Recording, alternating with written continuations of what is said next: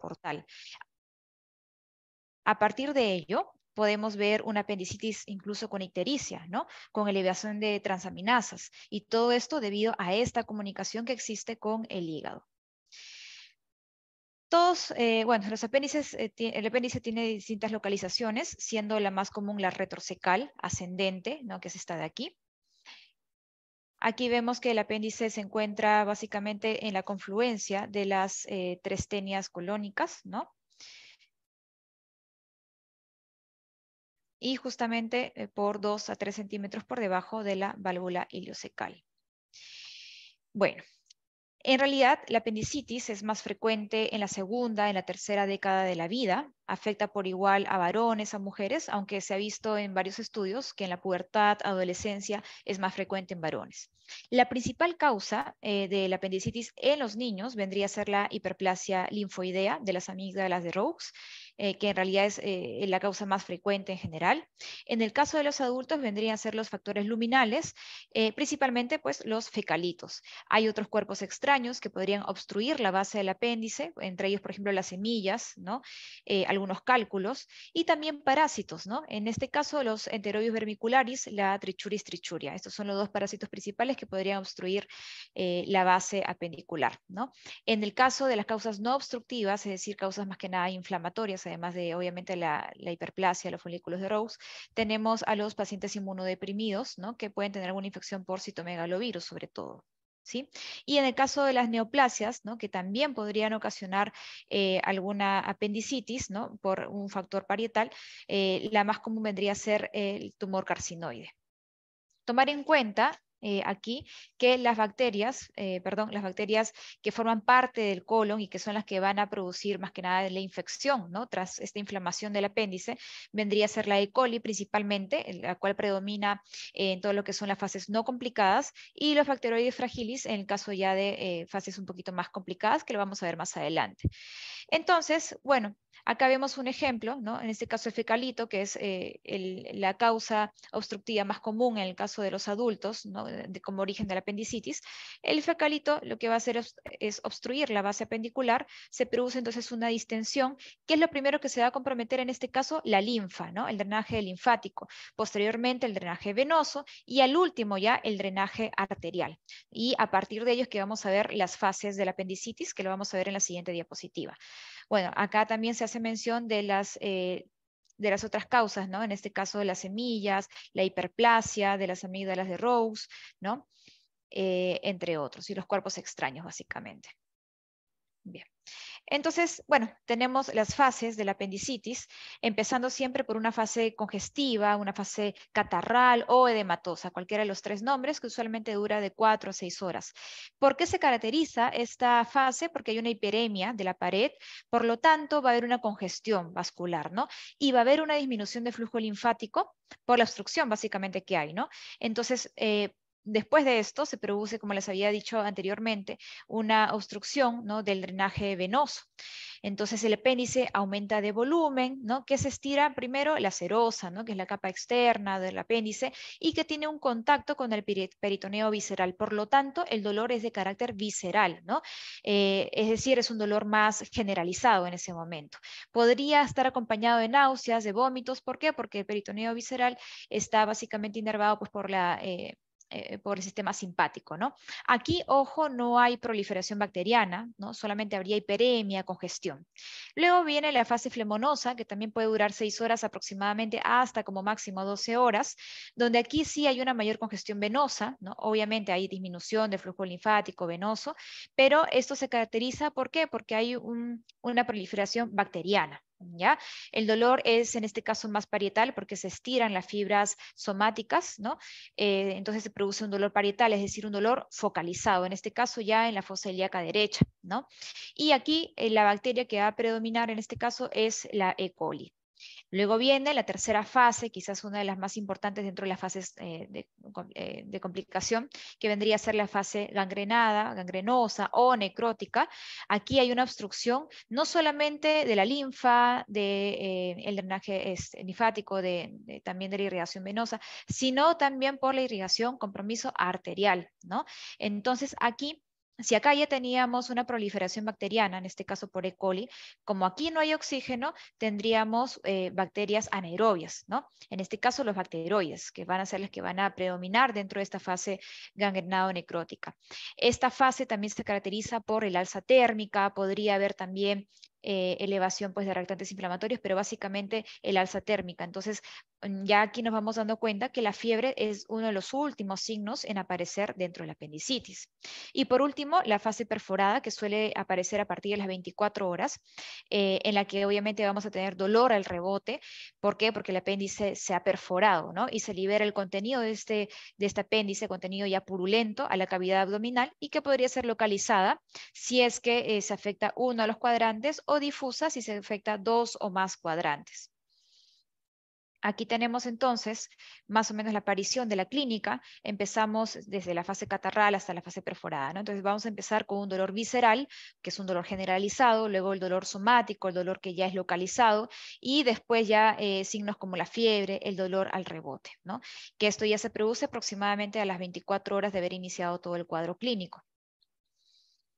Entonces, las complicaciones principales de la apendicitis vendrían a ser dos básicamente, ¿no? La peritonitis, que como les había señalado, podría ser una peritonitis localizada cuando hay pus en un cuadrante, generalizada cuando hay pus en dos o más cuadrantes. Aquí vamos a ver obviamente leucocitosis, vamos a ver alza térmica, fiebre, ¿no? Transaminasas podrían estar también elevadas, ¿no? En este caso los reactantes inflamatorios, el más importante el PCR elevado, ¿no? Y las masas, ¿no? Que pueden ser el absceso, ¿no? Que vendría a ser la masa con pus, con contenido purulento en su interior, y el plastrón, que es básicamente una masa seca, ¿no?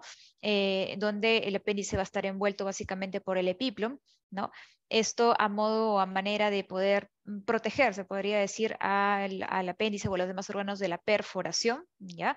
Para que no se disemine de esta manera, se produzca una peritonitis. Y no solamente es el epiplom, sino también podrían estar otros órganos adyacentes, en el caso de las mujeres, hasta incluso los mismos ovarios, ¿no? Que podrían estar generando o originando este plastrón apendicular. Hay otras complicaciones no menos importantes, como la piloflebitis o en todo caso la tromboflebitis portal, donde se envían los trombosépticos, ¿no? Desde el apéndice hasta a través de la vía portal, como les había señalado al inicio, al hígado, ¿no? Bien, entonces la clínica en realidad es una clínica bastante inespecífica, ¿no? Donde vamos a ver malestar, puede haber dolor abdominal, podría haber dolor en la región periumbilical, ¿no? De aquí lo importante es saber que esto debería seguir una secuencia, ¿no? Que vendría a ser en ese caso la secuencia de Murphy. En la secuencia de Murphy se ve más o menos el 60% de los pacientes, así que de todas maneras tiene una importancia clínica, ya que el diagnóstico es básicamente clínico también.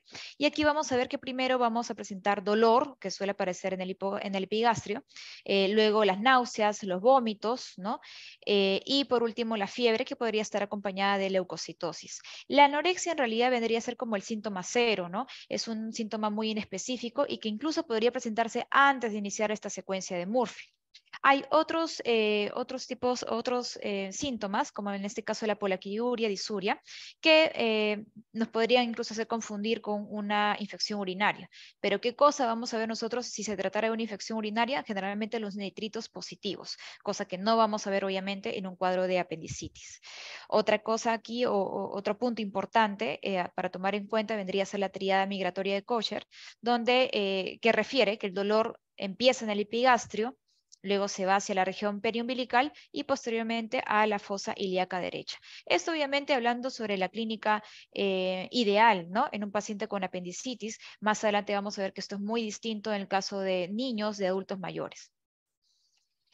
Bueno, esto es básicamente para tomar en cuenta, ¿no? Voy a mencionar los puntos más importantes, los puntos dolorosos y que son los que más se ven en la práctica clínica, en este caso el punto de McBurney, que nos va a ayudar a identificar a los apéndices parasecales, también a los retrosecales, que son los más comunes. Tenemos también el punto de Morris, ¿no? Que nos va a ayudar a ubicar a los apéndices pariliales, ¿no? El punto de Lance, que nos ayuda a ubicar a los apéndices pélvicos. Sin embargo, bueno, siempre aquí el punto más importante vendría a ser el punto de McBurney, ¿no? Tenemos también los signos clínicos de apendicitis, tenemos el signo de Bloomberg, ¿no? Que es un dolor a descompresión en fosa ilíaca derecha, que suele aparecer más o menos a las 24 horas, ¿no?, de haber iniciado todo el cuadro.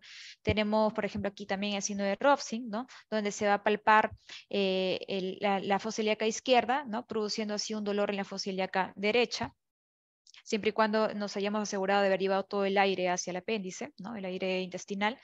Y otros signos como el iliosoas, ¿no?, el signo del obturador. Pero siempre los más importantes vendrían a ser el signo de Bloomberg y el signo de Rovsing.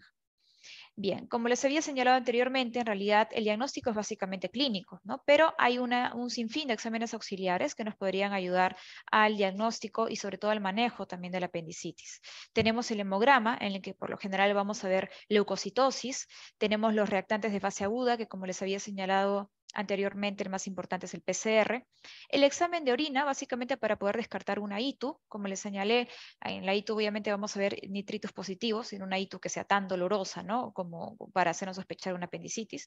Tenemos la radiografía abdominal, ¿no?, para ver si es que hay una obstrucción, sobre todo en los niños. La radiografía torácica para determinar si es que hay alguna neumonía basal derecha, por ejemplo, ¿no? La ecografía, sobre todo en las mujeres en edad fértil, ¿para qué? Para poder descartar los diagnósticos diferenciales principales, ¿no?, una rotura de embarazo ectópico, entre otros, ¿no? Sin embargo, ojo que la ecografía no es el gold estándar dentro de los estudios imagenológicos, ¿no? El gold estándar va a ser la tomografía, ¿no? También tenemos la resonancia magnética, que es muy útil, sobre todo en las gestantes, ya que ellas no las podemos irradiar, no les podemos hacer radiografía, no le podemos hacer tampoco tomografía, ¿no? Pero en conclusión, dentro de los hallazgos principales en las imágenes, lo voy a resumir aquí en dos, básicamente, ¿no? Primero, el apéndice dilatado con más de 6 milímetros, es decir, de 7 para arriba, de diámetro, o el grosor de la pared también del apéndice, ¿no?, que puede ser mayor a 2 milímetros, es decir, aparte de 3 milímetros de diámetro. Ojo que aquí coloqué, ¿no?, que los síntomas pueden ser muy inespecíficos en los menores de 4 años o en los menores en realidad de 7 añitos, donde los síntomas no van a seguir necesariamente la cronología de Murphy, ¿no? Pero sí podemos seguir presentando los síntomas como vómitos, anorexia, el decaimiento, el estreñimiento incluso, ¿ya? Entonces, en conclusión, estos exámenes auxiliares nos van a ayudar de mucho. Nuestro estudio imagenológico principal vendría a ser la tomografía, pero el más usado, porque es el que, al cual podemos alcanzar más, es la ecografía, ¿ya? Entonces, incluso en estas imágenes podemos encontrar los apendicolitos, ¿no?, los fecalitos también. Bien, hemos escuchado seguramente bastante de la escala de Alvarado.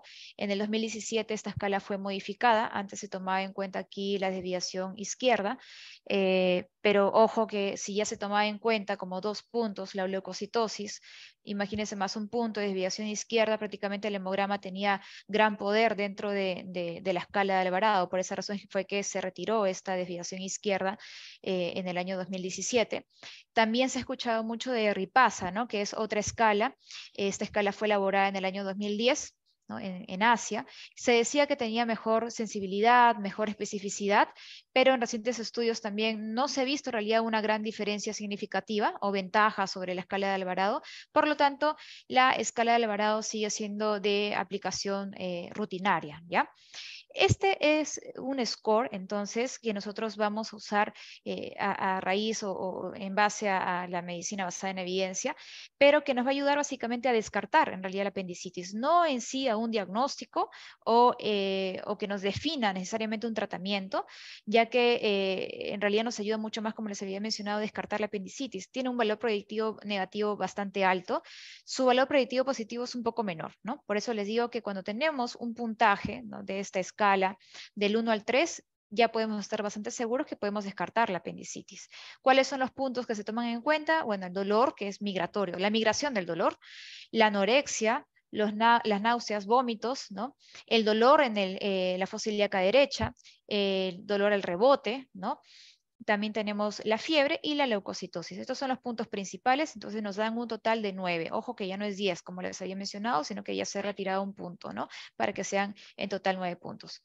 ¿Qué tenemos que hacer si es que nos sale de 4 a 10 este puntaje, ¿no? Lo ideal es pedir una tomografía. Supongamos que no tenemos tomografía, pues entonces procedemos a pedir una ecografía. No tenemos tampoco ecografía, entonces hay que hacer una observación de aproximadamente 12 horas luego de la cual lo ideal es que se haga un hemograma, ¿no?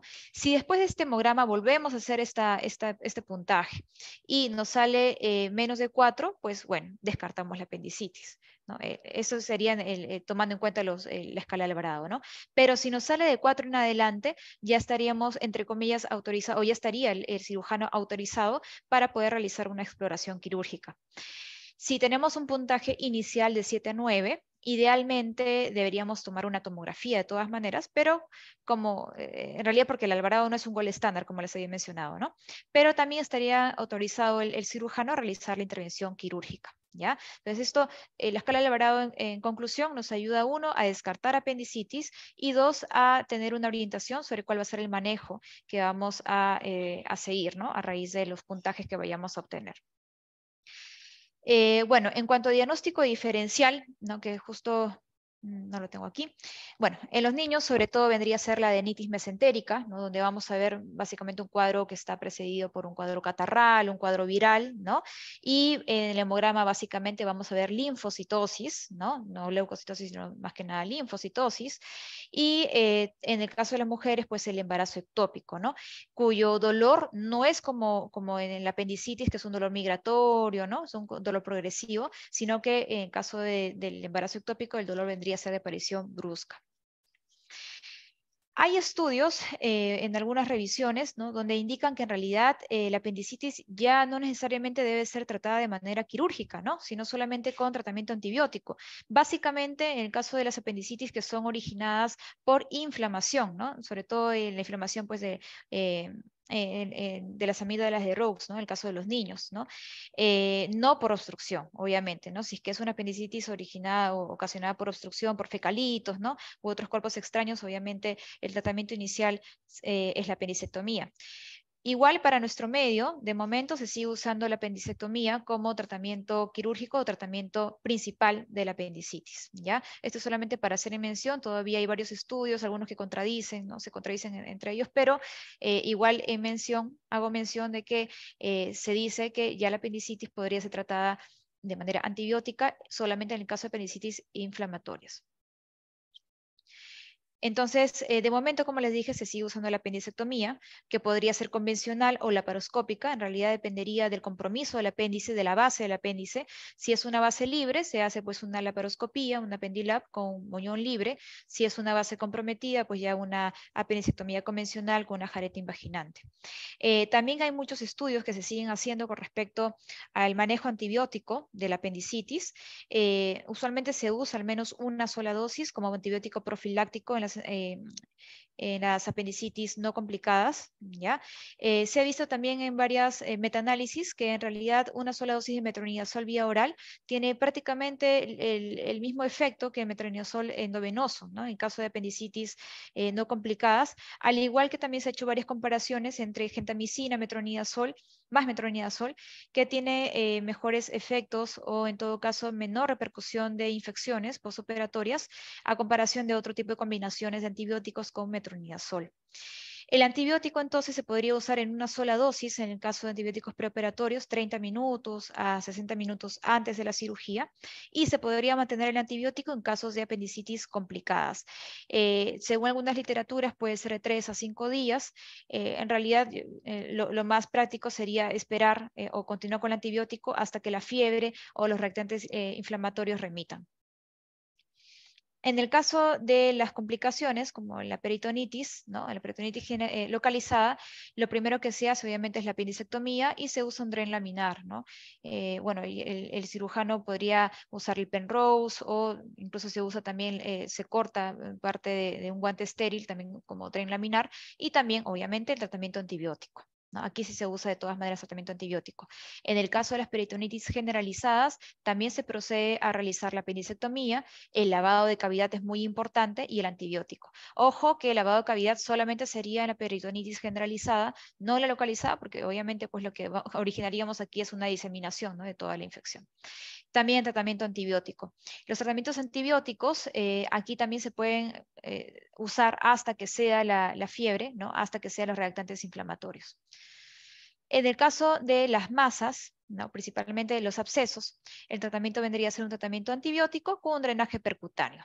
En el caso de los plastrones, también es tratamiento antibiótico y se hace siempre un control ecográfico, ¿no? O en todo caso un control mediante TAC para saber hasta cuándo se puede dar, se sigue dando el tratamiento antibiótico.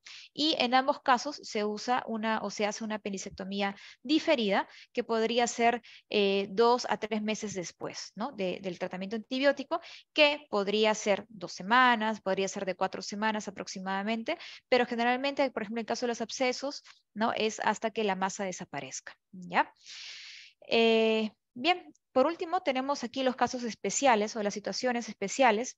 En el caso de los niños nos vamos a dar cuenta, como les dije, que se podría confundir mucho con una adenitis mesentérica. Los niños en realidad no siguen la secuencia evolutiva de Murphy, ¿no? Se muestra más que nada con una obstrucción intestinal, por eso es que se suele indicar también en los niños las radiografías abdominales, ¿no? Para poder descartar también la apendicitis, ¿no? En el caso de las gestantes es también complicado, ¿no? Porque todo el abdomen se encuentra ocupado por el útero, ¿no? El útero grávido. El diagnóstico es complicado, sin embargo, sigue siendo la principal urgencia quirúrgica en las gestantes, ¿ya? Que obviamente no se trata de alguna urgencia obstétrica. El diagnóstico en ellas, como lo había mencionado anteriormente, es a través de la resonancia magnética, ¿no? El tratamiento, una Apendilab, cuando estamos en el primer o segundo trimestre de embarazo. En el tercer trimestre ya sería imposible hacer una Apendilab porque obviamente no se puede hacer el neumoperitoneo si todo está ocupado, ¿no? No hay espacio para el neumoperitoneo, por lo tanto se realizaría una laparotomía, ¿ya? Y en el caso de los adultos mayores, como están también inmunosuprimidos, a veces no hacen fiebre, ¿no? No hacen leucocitosis, no siguen tampoco la cronología de Murphy, ¿no? Incluso el dolor podría empezar de frente a la fosa ilíaca derecha, pero no es un dolor tampoco tan intenso. Es por ello que en ellos es tan importante los diagnósticos por imágenes también, ¿no? Para poder descartar. Ojo que en realidad, según algunos estudios, menos del 10% de los pacientes operados por apendicitis son adultos mayores, ¿no? Pero en el caso de mortalidad por apendicitis, más del 50% es en adultos mayores, ¿no? Por eso es que es tan importante que desde un inicio podamos tener bien claros los diagnósticos diferenciales, bien claros cuáles son las diferentes escalas, ¿no? Que tenemos, escala de Alvarado, también los diagnósticos, o perdónenme, los exámenes auxiliares, ¿no? Para poder finalmente llegar al diagnóstico y a una oportuna cirugía en este caso. Bien, eso sería todo. No sé si es que hay alguna duda.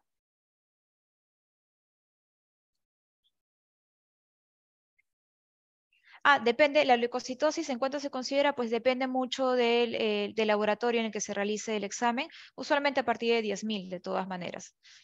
Sin embargo, ojo que sigue siendo parte de un examen auxiliar, ¿no? Y como les había mencionado, la escala de Alvarado no es una escala que nos vaya a dar un diagnóstico en sí de apendicitis, ¿no? O nos vaya a determinar necesariamente un manejo de apendicitis. Es una escala de apoyo, se podría decir. Perdóneme, el diagnóstico básicamente sigue siendo clínico.